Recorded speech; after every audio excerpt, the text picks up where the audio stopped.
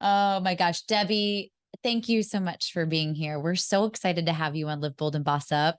Now Me it's like the too. tables have turned. We were on your podcast. Now you're on ours. I I love this. know you're on Self Power Now, and now we're living bold and bossing up, which I love. That's right. I love it. Self-power now and live bold and boss up. I mean, they're kind of hand in hand, right? Yeah, Yeah. it does. Empowering others to do better and be better. That's what we're all about. Mhm. Yes.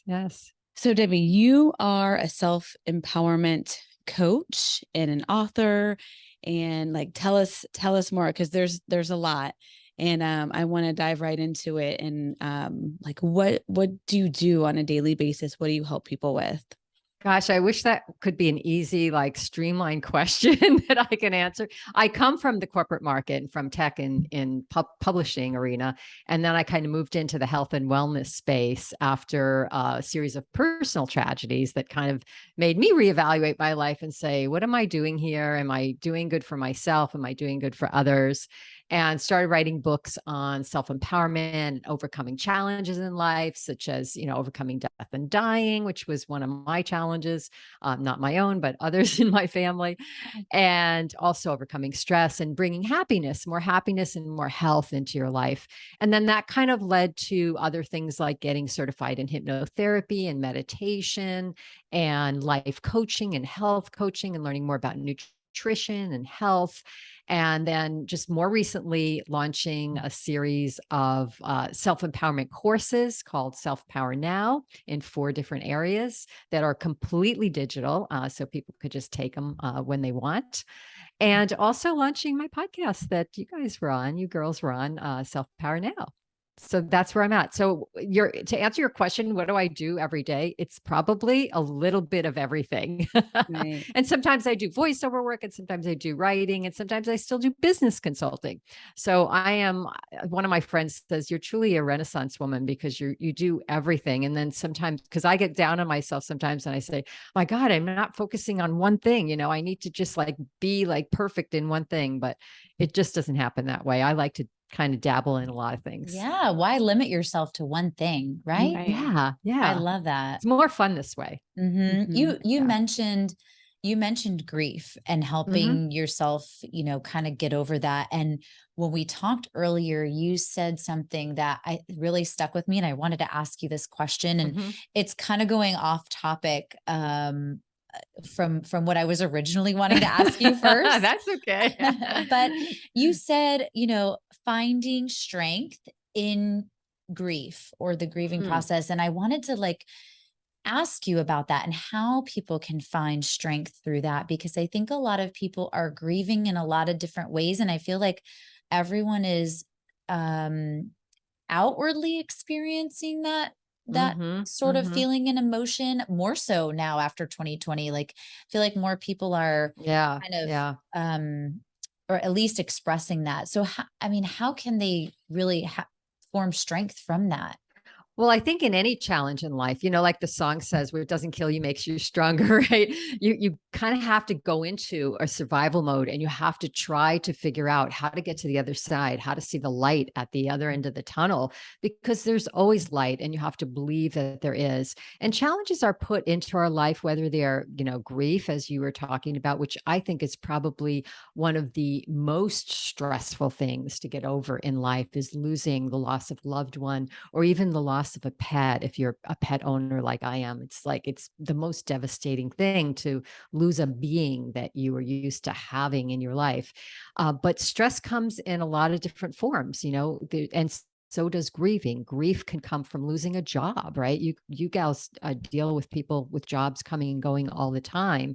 Right. And the thing about getting stronger is you have to be willing to learn the lessons. What did I learn from this experience that is going to make me stronger? Because if you just focus on what the negativity of that experience is, you're never going to get around it. You're just going to be circling in your head how horrible this is and how terrible my life is.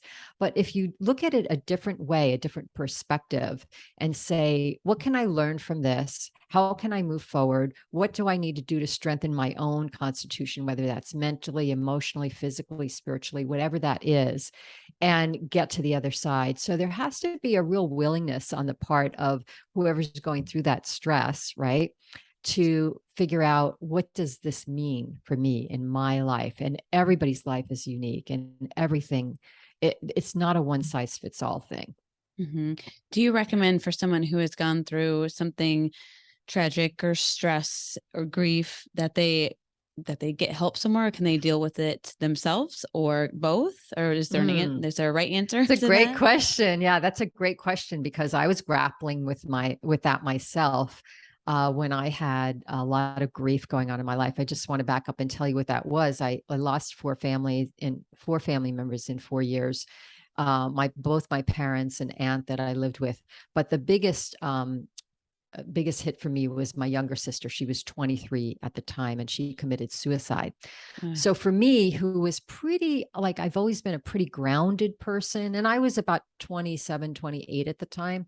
And I always thought I was pretty grounded. I could manage everything. I really couldn't manage that on my own. And recognizing when you do need help outside of yourself is really a big part. Now, maybe somebody else could have gotten through it on their own. I think my sister didn't seek help, but I felt like I'm going to be stuck in this mud for a long time if I don't get out, if I don't have someone helping me, pulling me out of it. So I actually did go see a specific therapist for grief counseling for probably about 3 months or so, and went through a lot of scenarios with her where I could get to the other side of forgiveness for myself, for my sister, and feel like I could move my life forward, because I was pretty stuck from that. So in answer to your question, yes, it does help.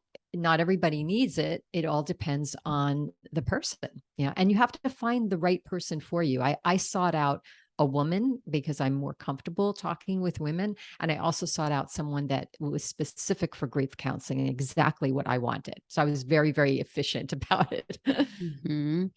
Do you, obviously mental health is a big topic right now. I think it's very important, and people are realizing that. What are some like warning signs if people are going through something that they may or they should seek out mental health, or go talk to somebody, or see a therapist? Yeah. Yeah. Well, this whole mental health area, there's a huge spectrum, right? There's, I'm just upset because my dog is sick, or, I had a bad day, versus I can't get up out of bed in the morning. So, if you're at that end of that spectrum, you do need professional help. You may even need, medication. You may need to see a psychiatrist versus a psychologist. You have to really kind of manage that expectation and figure out what it is that you need. If you're like most people, especially, coming off the pandemic that still keeps, rearing its ugly head, you might just need some good coping skills, right? That will help you be happier, be healthier, feel more loved, and be able to be more what I call Zen in the moment, and be able to tackle things as they come. And it all comes down to looking at those 4 areas, the mental area, the physical area, the spiritual area. And I don't mean religious, I mean like being able to Zen out and chill out, and the emotional area, and see how balanced am I in those areas? Am I taking good care of myself? Because it may be just 1 or 2 things, little tweaks, simple changes that you can do to make your life better. Whereas somebody else may need, for instance, a course. I was talking earlier about, I have some online courses. There are all kinds of things. And some other person may need to just learn how to be silent, right? And learn maybe a 5-minute meditation a day. But it's so individualized. And that's why the great thing is there's so much out there now, and mental illness and mental health and awareness is so high that there's tons of choices, right? You just have to figure out what works for you. Just like exercise, the same exercise or the same diet does not work for everybody. One person loves vegan and their body loves it, and another person has to do keto, or or moderation or Mediterranean. It just depends on the person. So true. Yeah. So true. Yeah. I mean, I guess it's a it's a great thing in a way that now there's so many choices to help you. Yes. Right. Yes. And you can be open about it, right? Right. Which is the best part. Yeah. What are Go ahead. companies doing these days to help with mental health? I feel like it's now becoming a part of a lot of companies' programs that they offer or benefits. Right. What have you seen companies helping individuals with in that area? Yeah. Well, I'm going to date myself and say that 10, 15 years ago, 15 years ago, maybe when I was in corporate, this kind of stuff was never talked about. I mean, and when I was going through my stuff, I didn't bring it into work. I just I kept it in this little separate compartment in the back of my head until I got home or till I interacted with my family. I did not bring it to work. And then after I left that corporate arena and started writing books about my experience and stuff like that. Oh, I hear you, puppy. How cute. Then I realized that corporations really, eventually will get to this spot where they are acknowledging that an employee that is happier and healthier is going to also be, guess what? More productive, more inventive, more creative, longevity, all that stuff that they were trying to get through all the, what I consider more hard skills. Now they're recognizing, oh, guess what? Soft skills really do help us be a better company and have more long-term success with our employees. So companies are now, and I can't say all of them, but it's definitely more talked about. They have this kind of wellness bucket, right? And a lot of them, especially the larger companies, will offer different, it's like a cornucopia of products. You could either see a wellness professional, or you can take courses, or they have fitness challenges or things. It used to be that wellness was just bucketed into one area, fitness, right? It's okay, it's just about exercise. And now it's no, your physical exercise is one little sliver of the whole package, right? Totally. And companies are starting to do that. And that's why for my courses, I did a course on the physical, I did a course on mental, a course on emotional, and course on spiritual, because it does take all of those anchor points to have a complete good attitude and mental wellness and wellness in general, health and wellness. If you are a business owner or a manager, what types of things could you do to make your employees happier? Yeah. Well, I did in corporate, I did run, I had P&L responsibility for business units. So I did mentor and teach a lot of people. And I feel like even back then, when wellness wasn't really being talked about, I created a culture of wellness. And that is that I kept my door open, first of all, and managers should do this in terms of letting people talk about their personal life. Okay. It's okay, because the personal and the business now, there is no life work, cut off thing. It's just it's all together, right? So it's okay to learn about people's lives, what they're going through, some of the emotional upsets that they're going through in their personal life, and to keep that door open, and also allow people to talk about that freely and openly, right? I mean, even in the LGBTQ community, they're going through a lot of stresses too, and they have not been able to talk about those kinds of things, which also puts stress and mental health and all of that. And just be open, just project an image that not only is the company open, but your manager is open. And also allow people to be who they are. A lot of managers, want sort of that cookie cutter, robotic employee to be like them. First of all, if you're not like me, then, you don't fit in the team. Let the diversity come in, and that expands more creativity. Let people be as creative as they want, and give them a long leash or cut the leash. I never liked putting people on a tight leash. I like letting them go. And you know what? You have to start with trusting people. And boy, COVID, right? With people working at home, there was a lot of trust that had to happen from companies who typically did not allow that kind of thing because they didn't believe people were actually going to work. Well, guess what? They did. People, not only did they work, many times they're much more productive. I know my husband, who worked at home and still is from COVID, and he's on the tech side. They met all their deadlines. They still communicated. They, checked in and checked out. So people knew where they were. Nobody slacked off. And yet, guess what? They were all a lot happier because they didn't have commute time. They didn't have to get dressed. They could take their kids to school if they needed to. They could take that 10-minute break. If they had to change the laundry, they can do that. So what? I always said, when I was working in corporate, and I always had teams of salespeople working for me and marketing people, and I said, look, if you had to get your hair cut in the middle of the day or colored, I don't really care, as long as your work gets done. So if you give people a little leeway and not treat them like robots, I think you're going to get a lot back. Now, yes, there's going to be some people that take advantage, but give them the benefit of the doubt first. Right. And then if they take advantage, say, okay, this isn't working or whatever, or maybe that's not the right fit for you, that particular employee, but treat people like people, right? I do think that is one good thing about COVID. I'm sure it did a lot to people's mental health, like not positive, but I do feel like as far as a work environment, it did get better in that sense, with companies being flexible and being more understanding and thinking outside the box.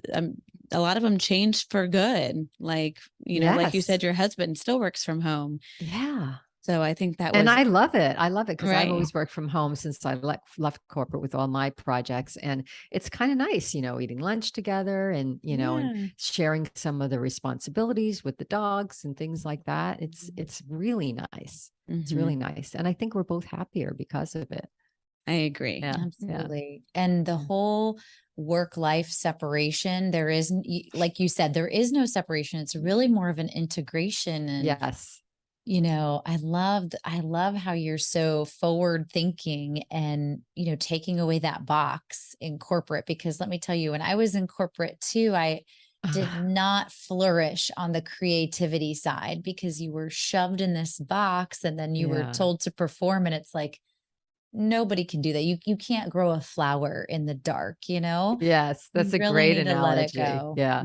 And for me, and I'm talking about, I went through these tragedies way back when. And for me, I was at a very high level position at that time where I felt like I couldn't integrate it. So, and that was one of the reasons why I had to just get off that treadmill and just start something completely new, because I knew that environment was not going to meet my criteria anymore, and that I had changed from those experiences and I wanted to be doing something else. And I think, I remember the first, year or two after I left corporate, I started like learning about all kinds of fun, creative things that I never did before, because I never had the time and I was never encouraged. Like I took a little painting class and belly dancing and, yoga and all this stuff that was like, wow, it unleashes your whole soul, your creativity. And we are creative beings. People want to be creative. And if we're stuck in positions where we're not allowed to be creative, even if that's, choosing the color, I mean, depends on the job, right? Even if you're a janitor or whatever, let them choose their own tools and the way they work, and, listen to music or whatever turns them on. Let them be creative about their own job. Right. Totally. Yeah. I feel like it creates a better employee experience. Just overall, you're going to keep your employees around longer. Yeah.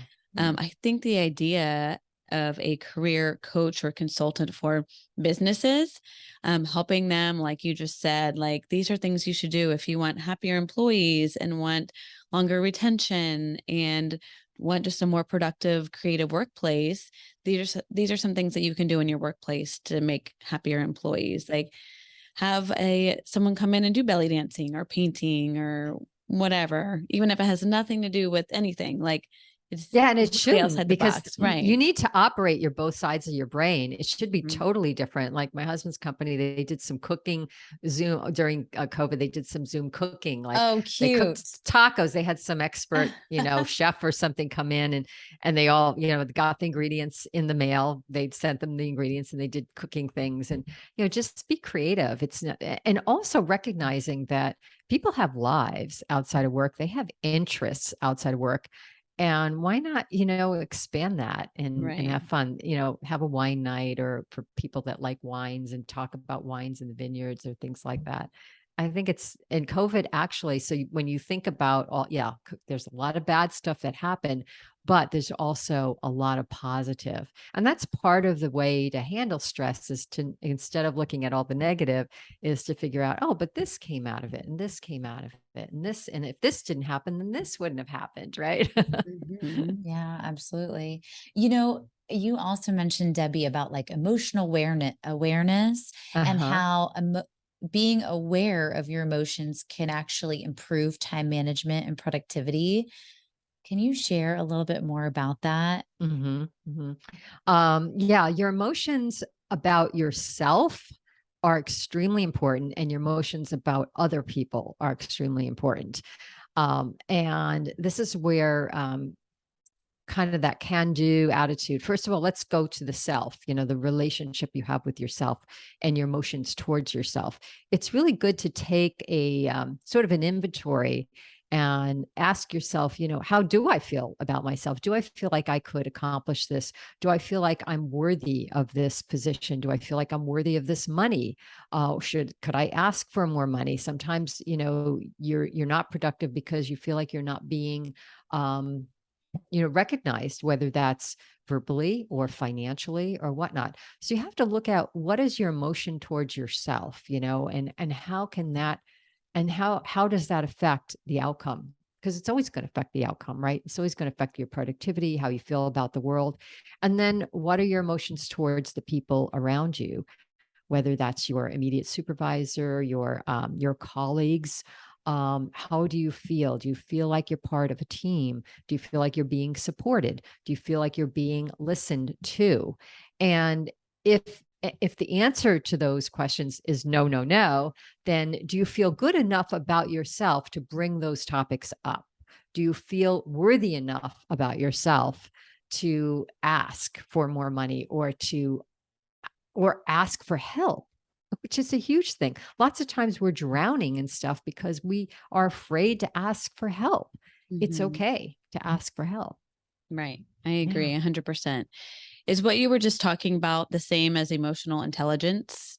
Like EQ? Yeah. Yeah, Yeah. sometimes that's like this new corporate term that's being that bandied around, and I kind of equate it, and maybe some people might not, with happiness, right?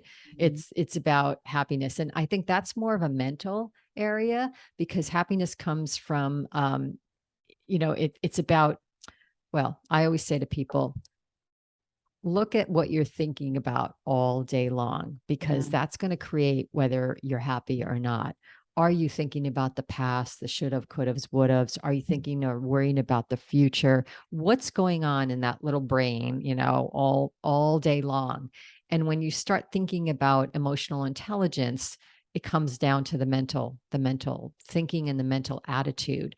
And could you change? I mean, we have thousands of thoughts every day, right? Could you change some of those thoughts into more positive ones, or bring it down to the present moment? Stop thinking about the past, stop thinking about the future, and bring it down to the present moment. And could you have some gratitude in that present moment for Mhm. your life, or for what you're doing, or for, I don't know, look outside, the sun that's shining, and divert your attention into something more positive.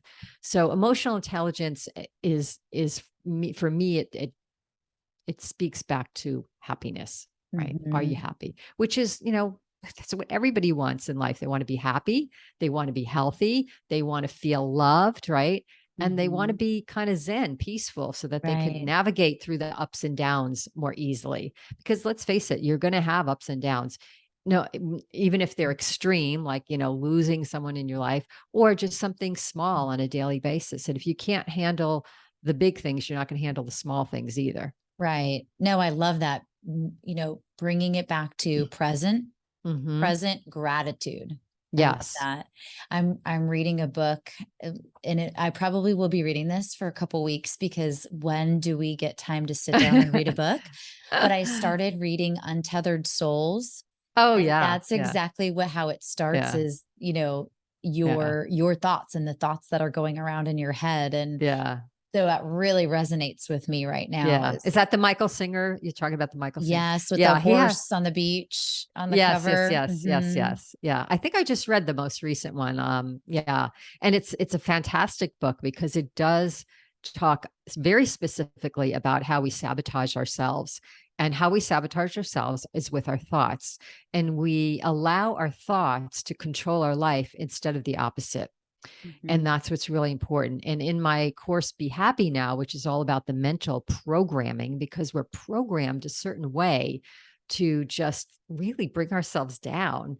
And it's all about, how do you change that programming? How do you change that mental process? And it's really the first step for health and happiness, because it all starts in the brain. Or getting out of the brain. Yeah. No, I love that. Stop. What I say, stop thinking. Just stop it. Stop it. Stop it.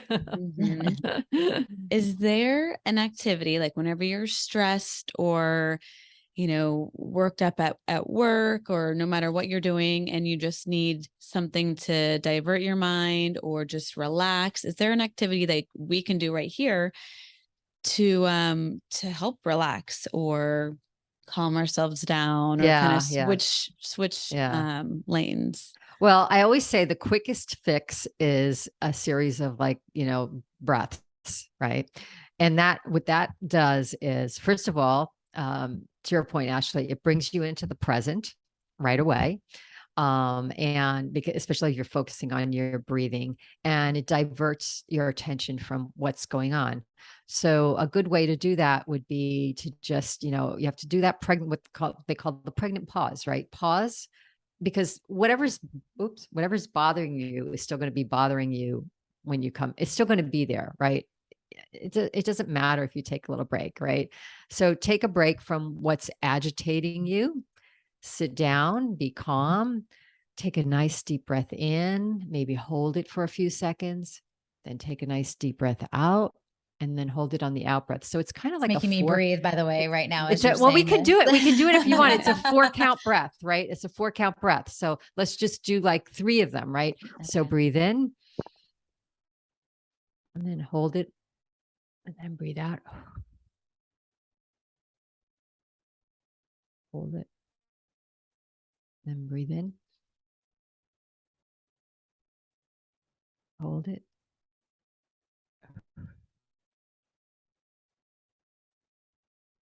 Hold. One more.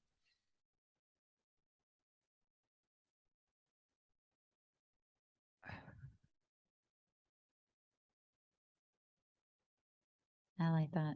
Wow. I feel more relaxed. I do too. Your whole body, you just let that all go. And it is a simple thing. I mean, there's tons of things I talk about in my courses, digital courses, in the books and all that. But if you can just do one thing, it's just get back to the present moment, because all of the suffering that we create in our life is about things that have happened or things we're afraid will happen. It's usually not about what's happening this very second, unless like you spill a glass and break a glass. Or, I mean, those are like those short-lived things, and you get over that really quickly, or your puppy's biting your hand or something like that, and you're trying to teach them.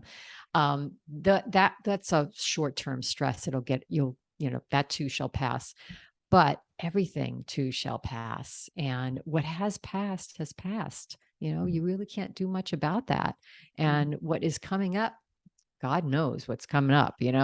I don't know, certainly don't have a crystal ball, and why spend the precious moments we have, on earth worrying about what's going to be coming up, where we can only really affect the present moment right now, right here, and that's where, gratitude comes in. And that's another good, little technique, is just stop and just think about what you can be grateful for, in your life. And it could be just little things. I mean, you both have children, so that, that gets you in the present right away. But even if it's just the sunshine or a beautiful flower you saw, or just, my painting behind me, just looking at that, makes something that makes you happy. Right. I love that. I do too. No, those are all great tips and advice for people going through things, or even if you're not, just reminding yourself, because we all go through things and stress and grief. So just remembering those things. And if anyone, wants to do a course, or, if they need someone to talk to, or some activities to do to help them, your website is selfpowernow.com. Mm-hmm. And Debbie, thank you so much for being here with us today. That was so great. And Thank for you. the activity at the end, I really do feel like more relaxed. Oh, good. I'm glad we did that at the end. I wasn't sure we were at the end. I love it. No, that was great. So thank you so much. We look forward to talking with you more in the future. And if anyone has questions at all, you can email us at liveboldandbossup@gmail.com, or reach out to Debbie on her website. And until next time, Live bold and boss up. Yay.